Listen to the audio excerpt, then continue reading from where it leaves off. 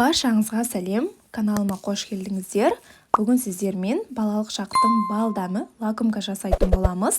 Мектептің уақытысында осы лакомканы бұрын 100 теңгеге сатып алатын болатынбыз.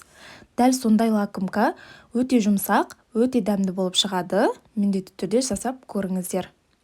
Ол үшін бізге жылы сүт, жылы су, қант, дрожж, ерітілген 72% май керек болады. Барлығын араластырып аламыз.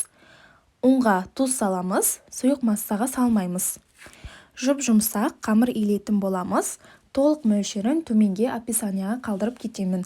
Сол жақтан қарап, міндетті түрде өлшеп жасап көріңіздер. Қамырымыз өте жұмсақ болып шығады, қолға жабысатындай болып. Енді қамырымызды көтерілгенге дейін қалдырып қоямыз. Шамамен 1 сағат көтеріледі. Бетін жауып, жылы жерге қоюды ұмытпаңыздар.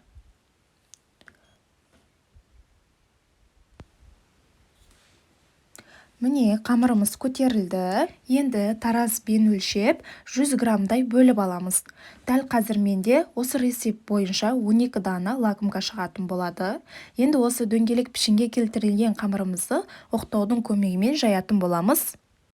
Жарты бөлігін видеода көрсетілгендей етіп, бірінің үстіне қайыратын боламыз. Дәл осы күйде қамырдың бетін жауып, 25-30 минутқа қалдырып қоямыз.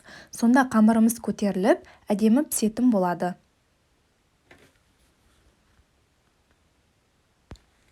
Бетіне жұмыртқаның сарысын жағып, қызып тұрған пешке 180 градусқа 30 минутқа пісіріп аламыз. Жанына крошка ретінде үйдегі бар печеньядан қолдансаңыздар болады. Мен блендерге салып, біркелкі масса болғанша жақсылап араластырып алдым.